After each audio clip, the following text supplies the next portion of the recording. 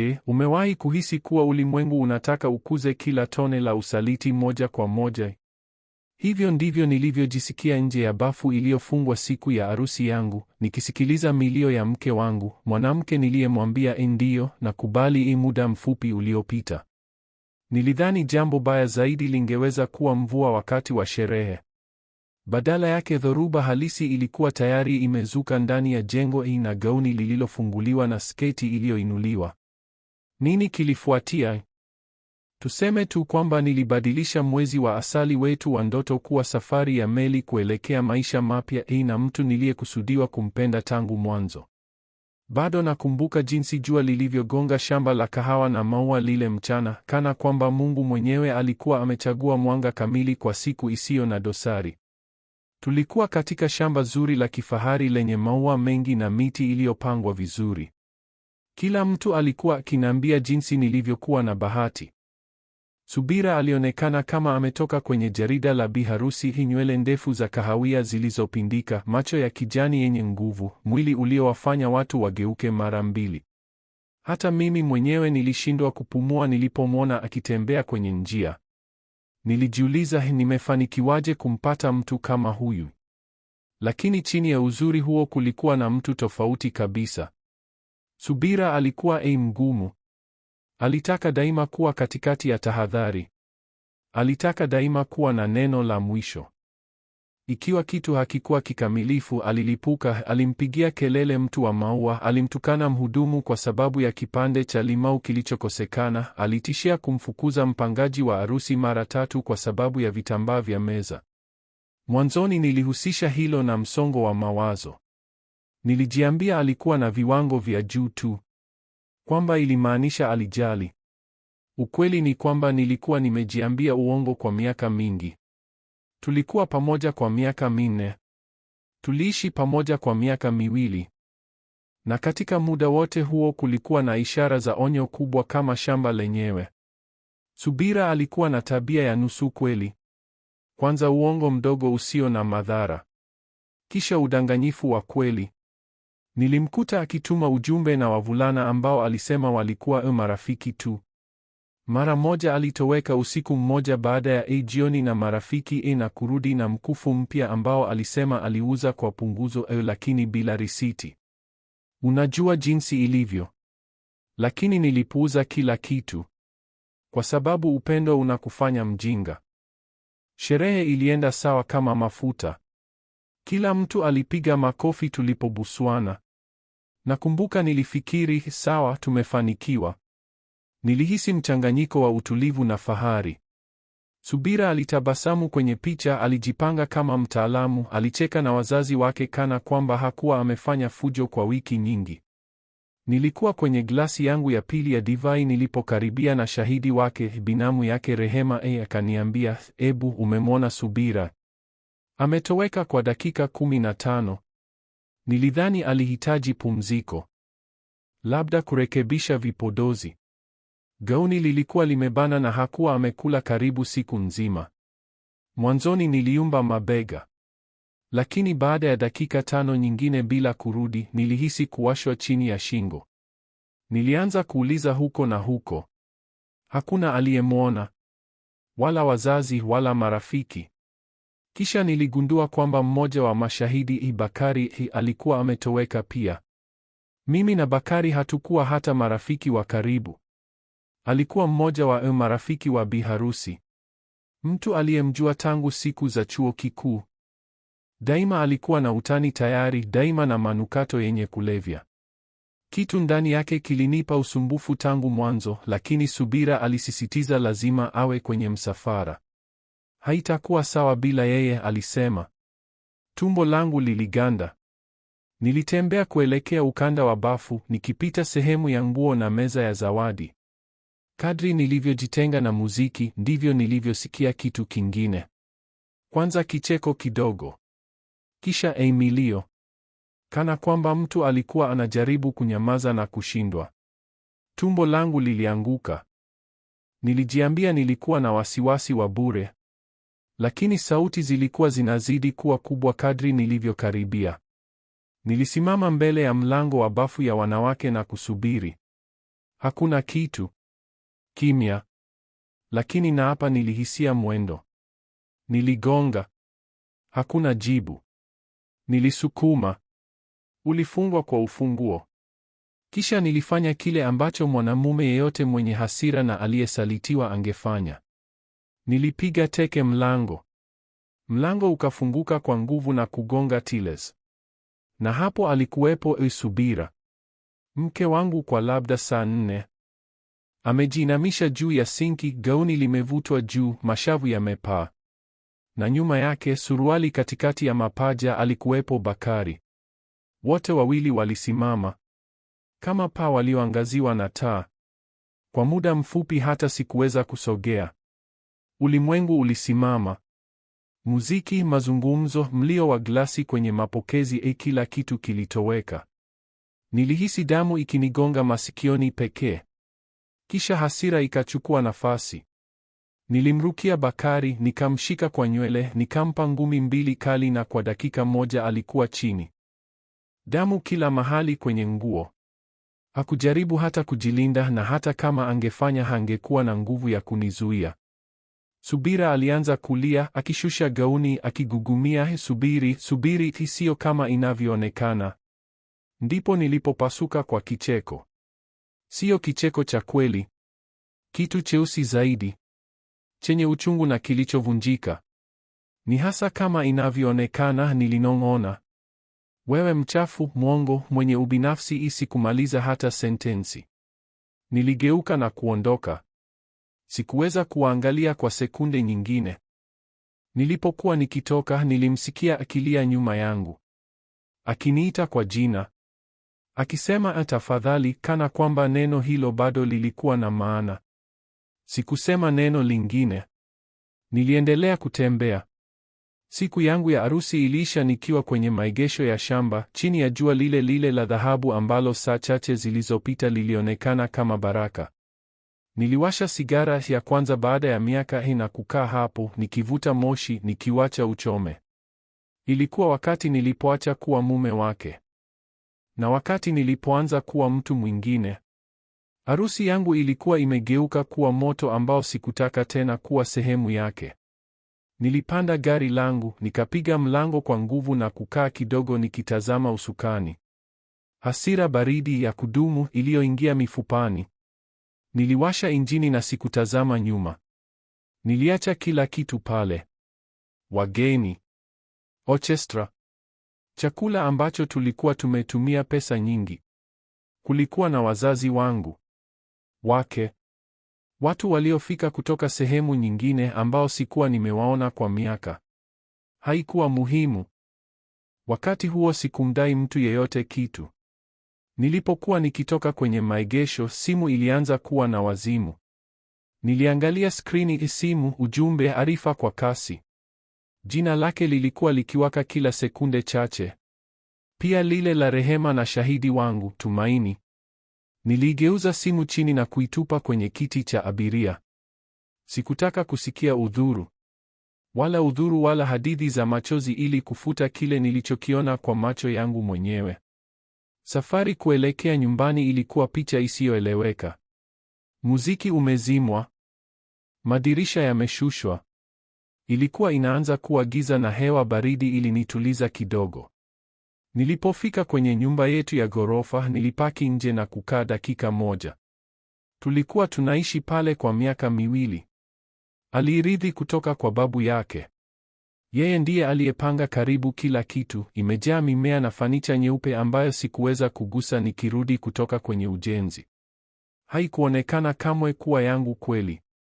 Mahali tu niliporuhusiwa kukaa. Jioni hiyo, hata hivyo, ilikuwa yangu. Niliingia, nikapiga teke viatu vya kifahari na kwenda chumbani.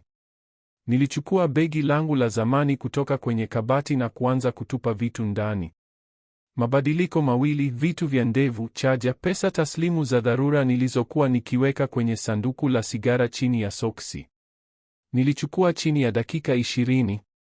Nilifungua drawer ya komo ambapo tuliweka hati za safari.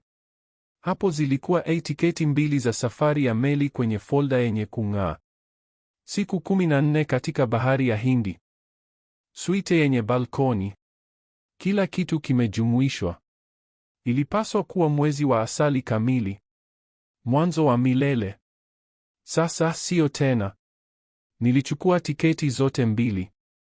Nilichukua pia bahasha ya pesa taslimu za dharura tulizokuwa tukiweka kwenye friji. Niliweka pembeni kwa miezi nikimwambia zilikuwa kwa gharama za mwisho za arusi. Kejeli ya maisha. Kisha niliketi kwenye kompyuta na kuingia kwenye akaunti yetu ya benki ya pamoja. Tulikuwa na kadi moja tu ya mkopo ya pamoja na yeye hakujua hata neno siri. Kila kitu kingine kilikuwa kwa jina langu. Niliizuia kadi. Nilihamisha pesa za zawadi za arusi kwenye akaunti yangu binafsi. Niliita namba ya dharura ya benki na kufanya kuzuia shughuli yoyote isiyoidhinishwa nami. Hangekuwa na euro hata moja tena. Baada ya hayo, nilihifadhi chumba katika hoteli katikati ya mji. Siyo ya kifahari, safi tu, yenye utulivu na mbali vya kutosha nisije nikapatikana. Nililipa usiku 2 mapema. Nilidhani nilihitaji angalau moja ili kufikiria kabla ya kuamua nini cha kufanya. Nilichukua picha pekee iliyokuwa kwenye fremu yetu kutoka kwenye rafu ya ukanda, ile ya uchumba kando ya ziwa na kuigeuza chini. Niliacha hivyo. Sikufunga hata mlango kwa ufunguo nilipotoka. Sijui kwa nini. Labda nilitaka aingie na aelewe kuwa nilikuwa pale. Kwamba niliamua. Kwamba ilikuwa imekwisha. Nilipanda gari, nikazima simu kabisa na kwenda hoteli. Mlinzi alinipa kadi na kusema hongera akiona suti. Nilimpa ishara ya heshima na sikusema chochote. Nilikuwa nimechoka sana kueleza kuwa usiku wangu wa arusi ulikuwa umeisha kwenye bafu na usaliti mchafu kiasi kwamba bado nilihisi uchungu mdomoni. Chumba kilikuwa kimya. Safi.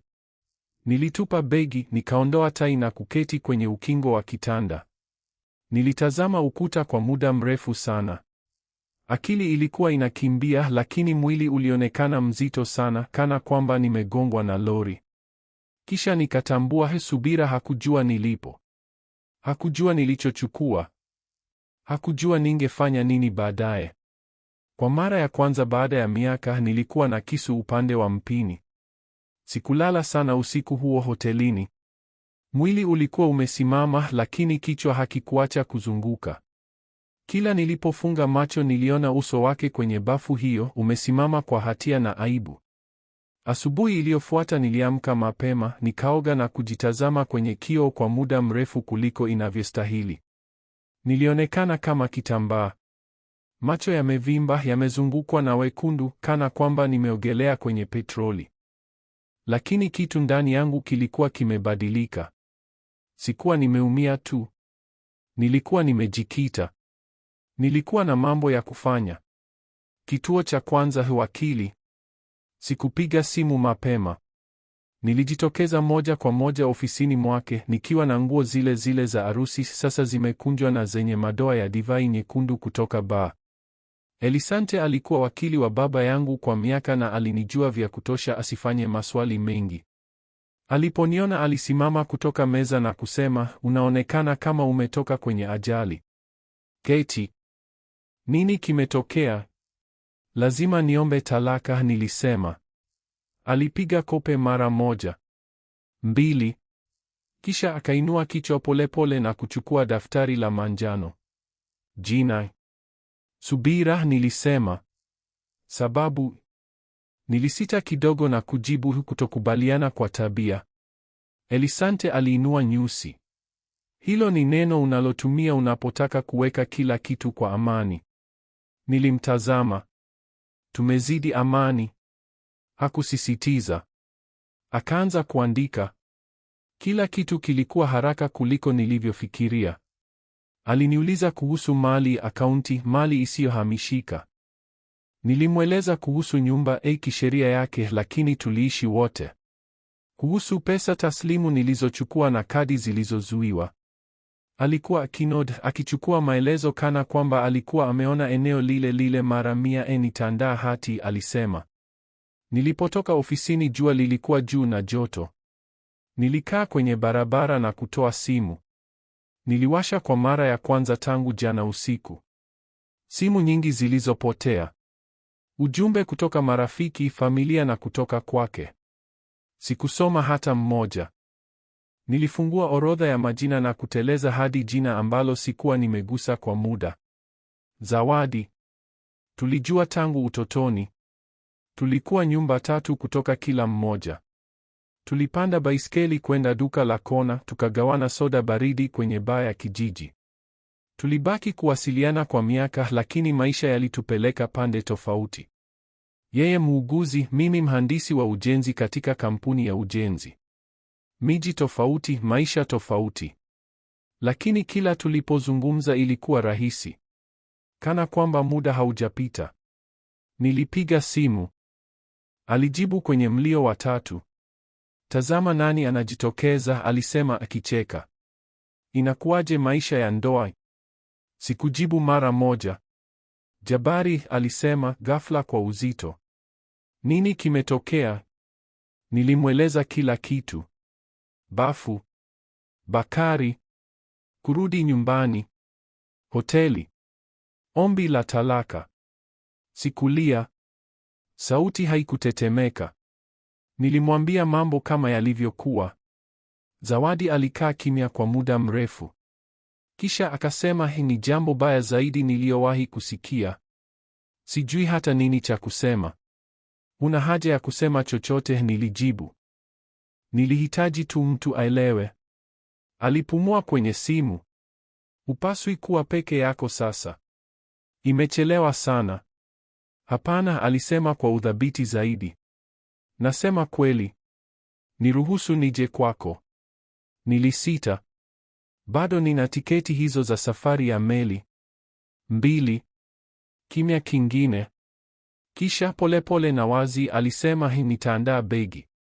Siku 2 baadaye tulikutana kwenye bandari. Alikuwa na begi lenye magurudumu na uso kana kwamba hakuamini ilikuwa kweli. Sikuwa nimeona kwa zaidi ya mwaka mmoja. Alikuwa amevaa kofia na jeans, na ninakuambia ukweli, nilihisi raha zaidi karibu naye kuliko katika uhusiano wangu wote na Subira. Tulipanda meli, tukatoa pasipoti, tukapewa funguo za kabini. Suite yenye balkoni. Kitanda kikubwa. Subira alitaka uboreshaji huo kwa gharama yoyote, akisema ulikuwa muhimu. Sasa nilifurahi, alisisitiza. Mwonekano ulikuwa wa kushangaza. Jioni ya kwanza kwenye meli ilikuwa ya ajabu. Tuliketi kwenye balkoni na vinywaji viwili kimya, tukiangalia mawimbi yakipita. Aliniuliza kama nilikuwa sawa. Nilimwambia bado sijui. Lakini sikuwa na hasira. Sio wakati huo. Nilikuwa nimechoka. Nimepuuzwa. Kana kwamba kwa miaka nimebeba mzigo mkubwa bila kujua, na sasa umetoweka, ukiniacha maumivu tu mahali ulipokuwa. Zawadi hakujaribu kujaza kimya. Alikaa pale nami. Hii ilikuwa na thamani zaidi ya kitu chochote. Asubuhi iliyofuata tuliletewa kiamsha kinywa kabinini, maandazi, matunda, kahawa nyeusi. Tuliangalia ndege wa bahari wakifuata meli kwa kilomita. Hatukuzungumza sana, lakini hakukuwa na haja. Kila nilipomtazama nilikumbuka toleo langu lililojisikia salama, kana kwamba sikuwa nimevurugwa na kuumizwa na mtu niliyemwamini. Bado ilikuwa ya ajabu, lakini pia ilikuwa sawa. Kana kwamba safari hiyo ya meli haikuwa mwisho wa kitu, bali mwanzo wa kitu nilichopaswa kuona kwa muda mrefu. Kutoka kwa kile nilichoambiwa baadaye, Subira hakubaki hata kwenye shamba baada ya kuondoka. Inaonekana kwamba habari ilipoenea kwamba nilikimbia na mtu akasema amemkuta kwenye bafu, watu waliunganisha vipande. Wazazi wake walimkuta kwenye chumba cha pembeni akilia, gauni nusu wazi, vipodozi vimetiririka, Bakari ametoweka. Vizuri kwake. Subira alimsihi baba yake amrudishe nyumbani. Hakuwa na funguo, hakuwa na simu, hakuwa hata na begi. Nadhani aliacha karibu na meza ya vitandamlo. Kutoka kwa kile binamu yake Rehema aliniambia baadaye, alifanya safari yote kwenye kiti cha nyuma akitazama dirisha, kimya. Mama yake aliendelea kumuuliza nini kimetokea. Yeye alirudia tu, nimeharibu kila kitu. Walipofika nyumbani ilikuwa karibu usiku wa manane. Mimi nilikuwa tayari nimeondoka. Waliingia na lazima ilionekana kana kwamba mzimu umepita. Vitu vyangu vimetoweka. Sio vyote, uelewe. Muhimu tu. Vile vilivyohesabiwa. Vile nilivyoacha vilikuwa vile visivyohesabiwa. Alichukua hatua mbili ndani, bado akiwa na gauni jeupe, na akasimama alipoona televisheni hii imegawanyika vipande viwili. Sikuwa mimi.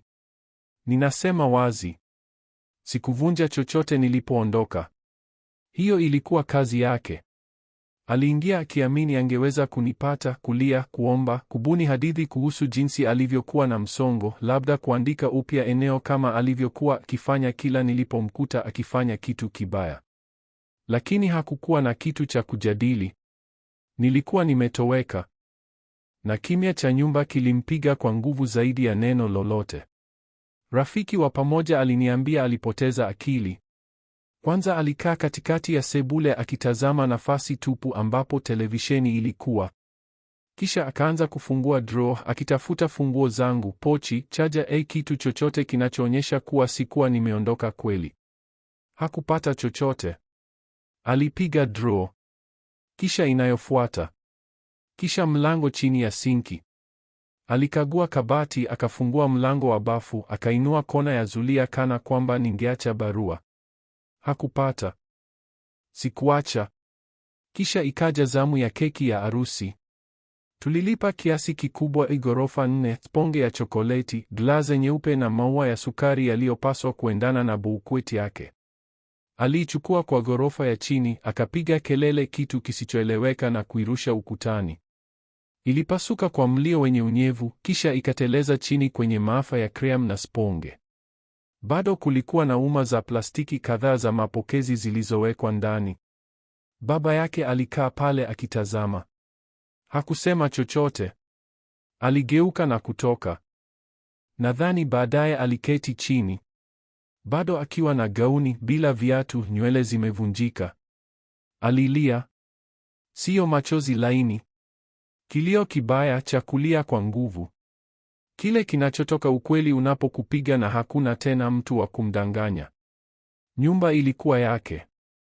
Kiteknikia ilikuwa yake daima. Babu alimwachia kama urithi. Hakunipa kamwe kusahau. Kila ugomvi, kila mjadala, alisema hii ni nyumba yangu. Sikupinga kamwe. Alichokutarajia ni kwamba ningeenda nyumbani na kupata mjadala. Labda ugomvi, labda moja ya matukio yake ya machozi makubwa na macho ya mtoto na mikono iliyoshikana kwa toba ya bandia. Angechukua kila ujanja aliotumia nilipomkuta akidanganya. Lakini sikumpatia nafasi kamwe. Alipata kabati tupu na nafasi tupu ambapo hapo awali aliishi mwanamume aliyemua. Na hilo, nadhani, lilimuumiza zaidi ya kitu chochote ningeweza kusema. Zawadi na mimi tulijua tangu tulipokuwa na miaka 5. Alikuwa sehemu ya mandhari ya maisha yangu.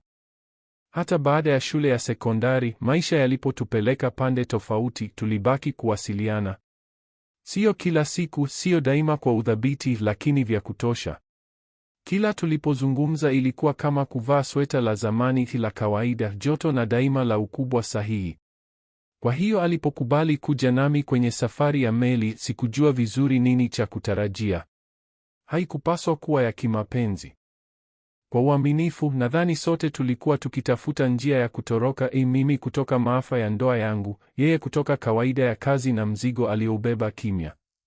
Ilikuwa uamuzi uliofanywa papo hapo ambao, kwa sababu fulani, ulikuwa na maana zaidi ya kitu kingine chochote katika maisha yangu wakati huo.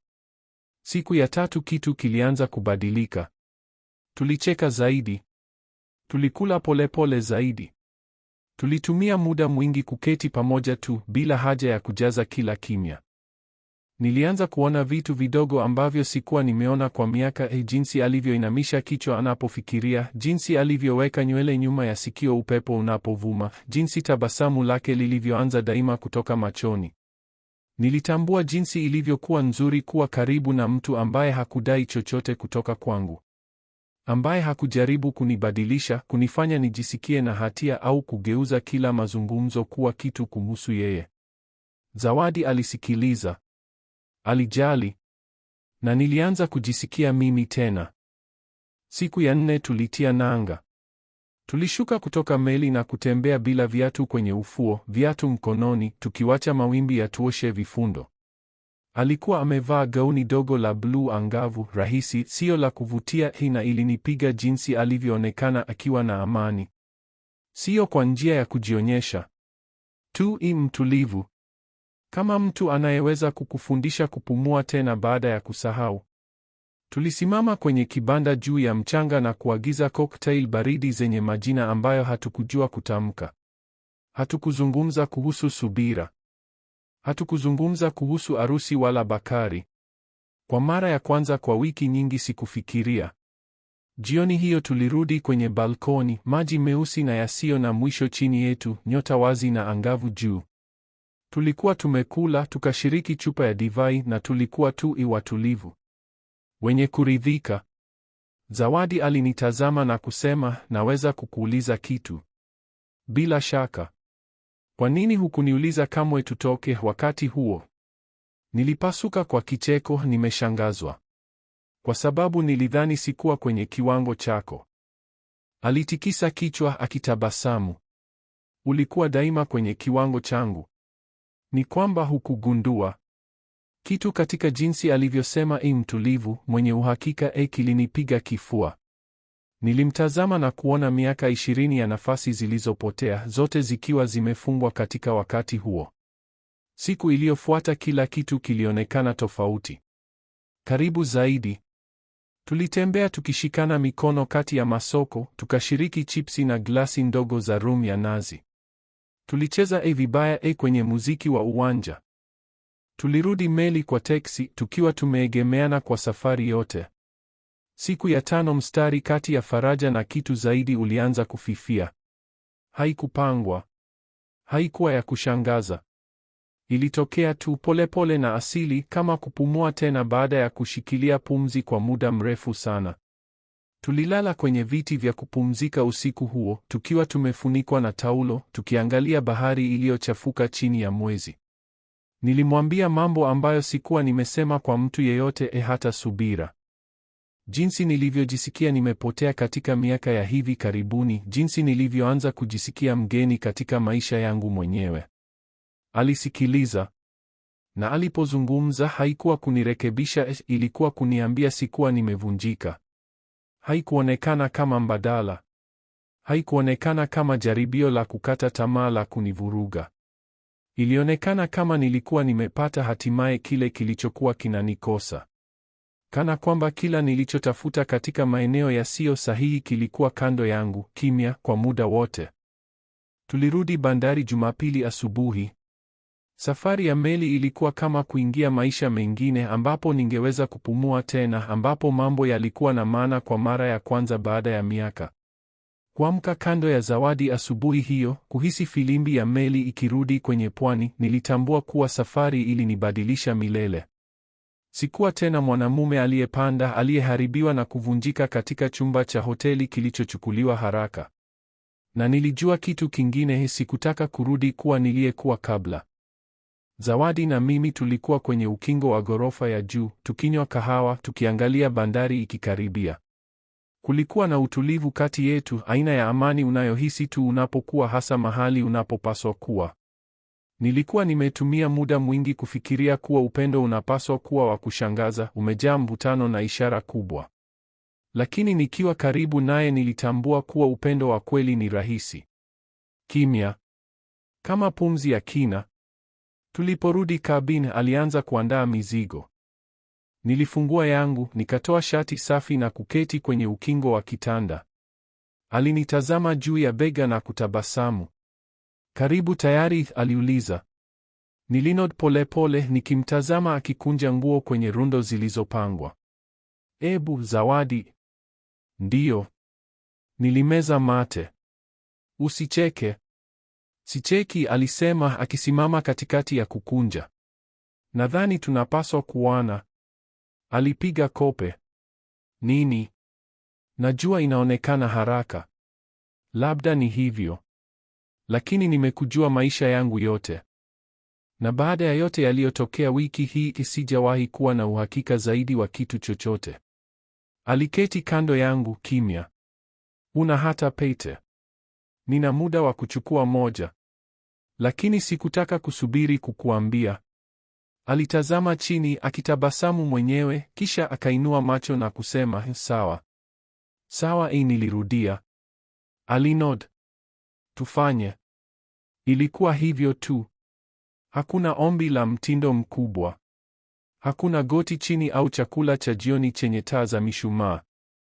Watu wawili tu katika kabini ya meli, wakiwa wamezungukwa na mizigo nusu tayari na ramani za kumbukumbu, wakiamua kuwa labda wakati huu walikuwa wamepata sahihi. Tulikumbatiana kwa muda mrefu. Baadaye hatukusema mengi zaidi. Hakukuwa na kitu kingine cha kusema. Meli ilianza kushusha abiria muda mfupi baadaye. Tulichukua vitu vyetu, tukashuka ngazi na kutoka kwenye jua. Hewa ilinuka mafuta ya jua na gesi za kutolea nje, mchanganyiko wa ajabu ambao kwa namna fulani uliniweka miguuni. Ukweli ulitutarajia. Lakini wakati huu nilihisi niko tayari. Kisha kama katika filamu ya daraja la chini nilimwona Subira. Alikuwa amesimama kwenye ukingo wa gati karibu na uzio wa usalama. Nywele zimepangwa, miwani ya jua imewekwa kichwani, blauzi ya kifahari kana kwamba alikuwa akienda brunch badala ya kujificha bandarini. Sijui jinsi alivyojua mahali tungetia nanga. Labda aliangalia ratiba. Labda alikisia. Lakini alikuwa pale akichunguza kila uso uliotoka meli. Moyo wangu uliruka. Sio kwa sababu nilimkosa hata kwa ndoto bali kwa sababu sehemu yangu ilitarajia nisimwone kamwe tena. Nilipunguza kasi. Zawadi alikuwa kando yangu akivuta begi, akizungumza kuhusu mgahawa aliotaka kujaribu karibu na uwanja wa ndege. Sikusema chochote. Niligusa tu mkono wake na kumvuta polepole kushoto, tukipinda kati ya umati wa abiria na wafanyakazi wa bandari. Subira hakutuona. Au kama alituona hakunitambua. Nilikuwa nimenyoa ndevu kwenye meli. Niliweka miwani ya jua. Kofia. Ilikuwa kinyago cha kutosha kupita bila kuonekana. Tulifika Maego bila neno. Sikuhisi hatia. Sio kwa kumepuka. Sio kwa kuondoka bila kukabiliana naye. Nilikuwa nimeshamipa zaidi ya kutosha miaka ya uaminifu, ya uvumilivu, ya kujaribu kujenga maisha na mtu ambaye hakuwa na nia yoyote ya kuyajenga nami. Hakustahili kufunga. Alistahili matokeo. Tulikodisha gari na kwenda mjini. Tulipata baa na kula kiamsha kinywa. Ilikuwa mara ya kwanza kwa siku nyingi hatukuwa na ratiba na nadhani sote tuliisikia. Mchana huo nilipita kwa mjumbe na kutuma hati za talaka. Elisante, wakili wangu, alikuwa amezikamilisha tulipokuwa kwenye safari ya meli. Niliwaandika na kusaini kwenye begi katika bahasha kubwa yenye jina lake na anwani yetu ya zamani. Nilimkabidhi mwanamke nyuma ya kaunta na kulipa ada ya ziada kwa uwasilishaji siku iliyofuata.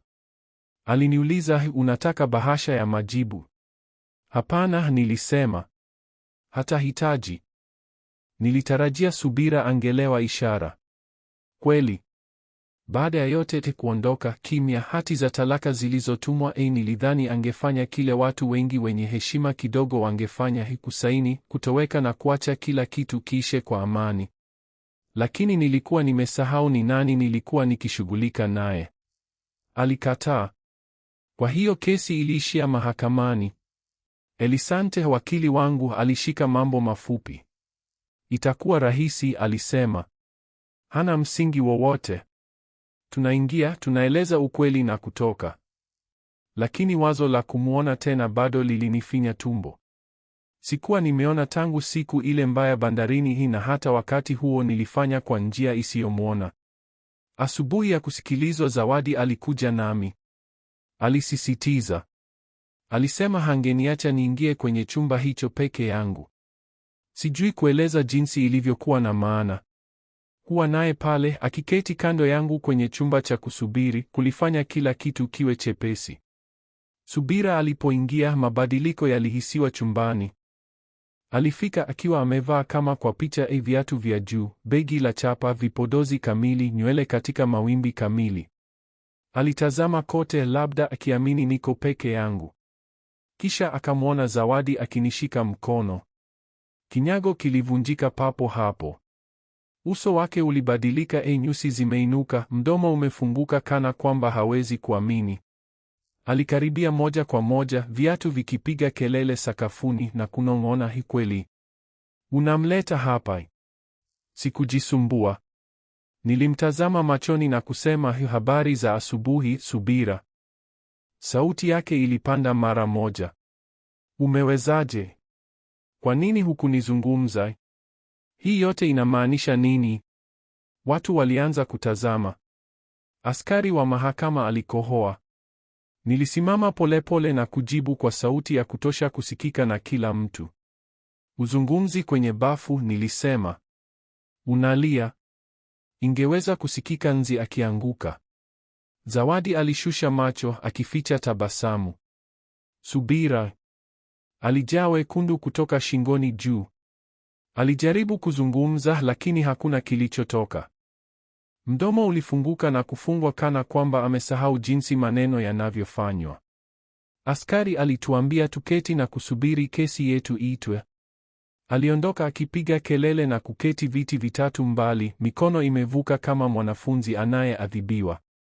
Chumba cha mahakama hakikuwa kikubwa. Moja ya mahakama za mkoa, zulia la kijivu, viti vya plastiki, mikrofoni inayopiga kelele.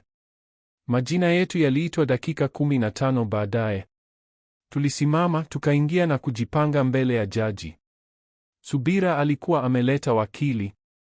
Kijana labda mpya kutoka chuo kikuu, mwenye wasiwasi zaidi kuliko sisi. Elisante alinong'oneza, "Inaisha kwa dakika 15. Jaji aliuliza maswali ya kawaida. Jina, tarehe ya arusi, sababu ya talaka. Nilijibu wazi nikizingatia ukweli.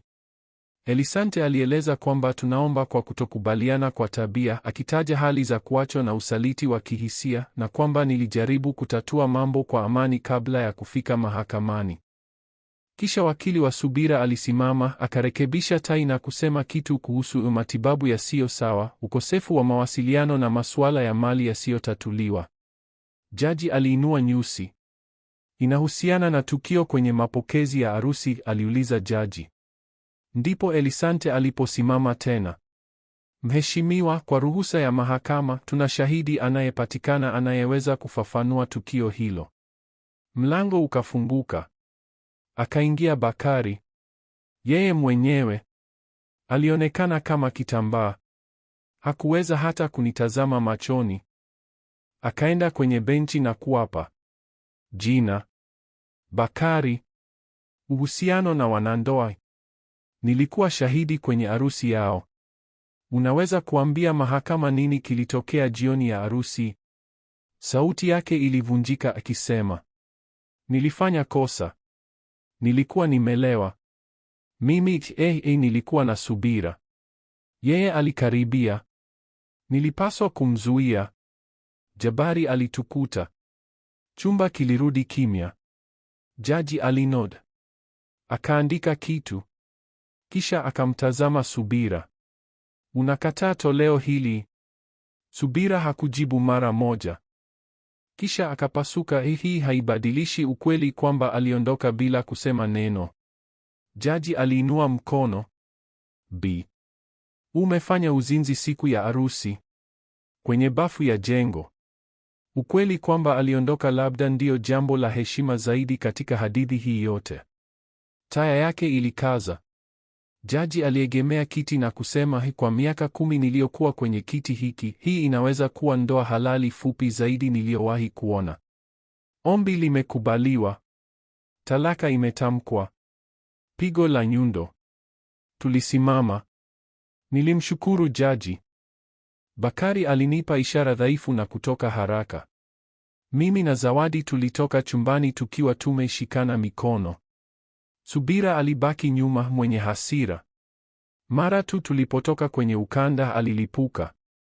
Alikuwa amechemka kwa usikilizaji wote, lakini sasa kifuniko kiliruka. Umechukua kila kitu, alipiga kelele kwa sauti ya kutosha kugeuza vichwa. Pesa taslimu, safari ya meli, vito alivyonipa babu yangu, viko wapi? Nilisimama.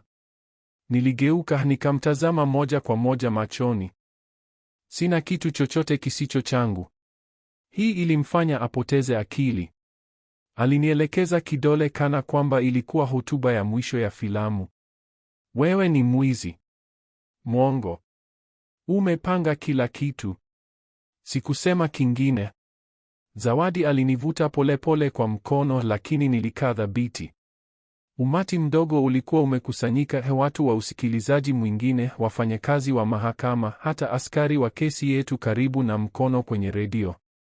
Unadhani unaweza kuondoka ukijifanya mwathirika? Aliendelea. Umenitumia. Umechukua pesa zangu. Nyumba yako bado iko pale, nilisema. Na jina lako kwenye mkataba. Na ukuta umejaa makombo ya keki na glaze kukukumbusha mimi. Kulikuwa na kicheko kidogo nyuma yetu ambacho kilimfanya hasira zaidi. Alinirukia, mkono umeinuliwa kana kwamba ananipiga. Sikujisogeza. Sikupiga kope. Lakini kabla hajaweza kukaribia vya kutosha kunipiga, askari alijiweka katikati, mtulivu lakini mwenye udhabiti. Rudi nyuma. Hakusimama. Aligeukia kwake akipiga kelele kwamba nilimharibia maisha na kuiba kila kitu. Alimwonya mara moja, mbili. Alipuuza. Kisha akamsukuma, sio kwa nguvu, lakini vya kutosha kuvuka mpaka. Ilikuwa ya kutosha. Askari wawili walifika na kumshika kwa upole lakini kwa udhabiti. Alianza kulia kwa sauti karibu ya maonyesho. Eneo lilikuwa maafa, kama vichekesho visivyofanikiwa. Mimi niliangalia tu, kimya. Sikufurahi. Sikutabasamu. Ikiwa kuna kitu, nilihisi tu huzuni kwake. Askari alichukua taarifa yangu. Nilimwambia alijaribu kunipiga. Aliniuliza kama ninataka kufungua kesi. Nilisema hapana, lakini ninataka iandikwe. Alitozwa faini papo hapo kwa dharau na kusumbua amani ya umma. Hakupinga. Aliketi chini akilia kati ya mikono. Mimi na Zawadi tuligeuka na kuondoka. Tulitoka mahakamani polepole. Anga lilikuwa la bluu, ndege walikuwa wakiimba, moja ya siku za majira ya kuchipua wazi ambapo hewa inanuka majani yaliyokatwa na uwezekano. Nilihisi ninaweza kupumua tena. Tulifika gari. Nilikaa kidogo kwenye usukani kabla ya kutoa simu. Nilitafuta kati ya anwani. Nilipata jina la Subira. Na hatimaye nilibonyeza zuia. Nilifanya vivyo hivyo kwenye kila programu, mitandao ya kijamii, ujumbe, barua pepe. Nilizuia kila mahali. Nilifuta namba. Nilifuta picha. Jedwali tupu. Hakuna ufikiaji tena, hakuna drama tena, hakuna madaraja ya kurudi. Zawadi alinitazama na kutabasamu. Imekamilika? Aliuliza. Imekamilika, nilisema. Zimesalia wiki 2 kwa arusi yetu. Hii haitakuwa katika shamba lenye viti gali na cocktail za chapa. Tunaifanya rahisi. Kwenye bustani. Taa za nyuzi. Tacos na bia baridi. Watu wa kuaminika, watu tunaowapenda. Zawadi amechagua gauni la bluu badala ya jeupe. Amesema hataki kujifanya ni hadithi ya hadithi. Anataka iwe ya kweli. Ninakubaliana 100%. Hakuna msongo. Hakuna uongo. Hakuna kutembea juu ya mayai. Amani tu. Katika siku hizi za mwisho tumeandaa kila kitu, kuchukua viti vinavyokunjwa kutoka klabu ya burudani, kuonja keki ndogo katika duka dogo la eneo, kuunda orodha ya nyimbo kwenye kompyuta yake ya zamani yenye nyimbo zenye maana kweli kwetu. Hakuna vichungi vya Instagram vya arusi kamili, watu wawili tu wanaoana kwa sababu wanataka, kwa sababu wanajua jinsi maumivu yalivyo na bado wamechagua kila mmoja. Wakati mwingine bado naamka nikitazamia fundo hilo lililobana kifua, lile lililotoka kuuliza ni uongo gani angeniambia siku hiyo, au atakuwa na hasira gani Subira. Lakini sasa ninajigeuza, naona Zawadi akiwa na nywele zilizochafuka na mkono juu ya kifua changu, na fundo hilo limetoweka. Limebadilishwa na kitu kingine. Matumaini. Siyo ya bandia, siyo ile inayofuatwa. Ile kimya. Ile inakufanya upumue kwa kina zaidi na ucheke kwa sauti zaidi. Ile inakuruhusu kuketi kwenye kiamsha kinywa mbele ya mtu na kujua kuwa uko hasa mahali unapopaswa kuwa. Nilitumia miaka nikifikiria kuwa upendo unapaswa kuja na moto na fujo. Mwishowe ulipaswa kuja na uaminifu tu. Na wakati huu hatimaye nimepata sahihi.